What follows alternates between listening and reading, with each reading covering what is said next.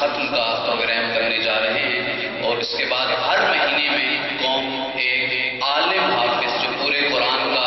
ترجمہ جانتا ہوگا، تفسیر جانتا ہوگا، اور فقط اتنا نہیں بلکہ جو ان کی کنٹمپریری ایجوکیشن ہے، اسکول کی ایجوکیشن ہے، وہ بھی جب یہ 10th کلاس کے بچے G10 میں گئے ہیں، پرائم اکیڈمی میں گئے ہیں، تو وہاں اساتذہ کا جملہ تھا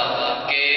پوری اکیڈمی میں نمایاں بچے ہادی ایجوکیشن سسٹم کے ہیں، اور وہاں بھی ہدف ہے ان کا کہ انہوں نے 90% سے زیادہ نمبر لینے ہیں، اور اس کے بعد ان کے 2 گروہ ہو جائیں گے، ایک نیچرل سائنسز کی طرف بڑھیں گے اور ایک گروہ جو ہے وہ سوشل سائنسز کی طرف سے ہوتا ہوا PhD ہوگا، اور انشاءاللہ یہ تعلیمی سفر جاری اور ساری رہے گا۔ سید اقتدار شاہ صاحب ابھی آئے تھے، چند ہی دن پہلے ہماری ایک میٹنگ ہوئی ہے، جیسے کہ ڈپٹی میئر صاحب نے بھی کچھ عرصہ پہلے فرمایا تھا کہ یہ کام ہونا چاہیے۔ 5ویں کلاس،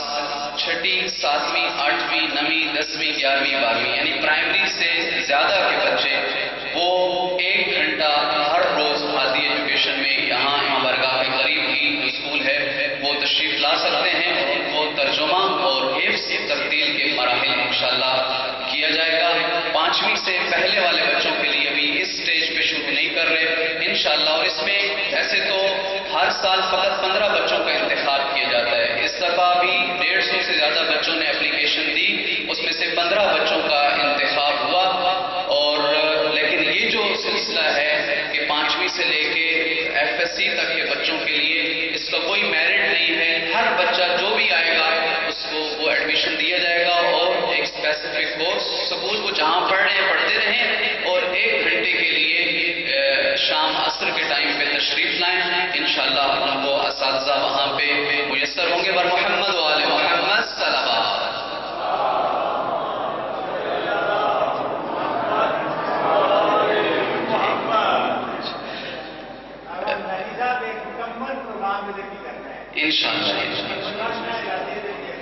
انشاءاللہ جی ابھی ذیشان بھائی صاحب فرما رہے ہیں کہ اسماء حسنہ بھی، لیکن میری خواہش اسماء حسنہ سے پہلے فقط 3 منٹ میں اور لوں گا۔ ہمارے درمیان وہ نعت خوان بھی موجود ہیں جو فیڈرل لیول پہ ٹی وی چینل کے ایک پروگرام میں جہاں بہت سارے نعت خوان موجود تھے وہاں وہ پہلی پوزیشن پہ آئے، اور آپ پہلے بھی سن چکے ہیں، لیکن ان کی حوصلہ افزائی ہے کہ آج بھی ہم ان سے ایک نعت سنیں گے۔ حسن رضا تشریف لا رہے ہیں، فیڈرل لیول پہ پہلی پوزیشن پہ آئے ہیں، پر محمد و آل محمد صلوات۔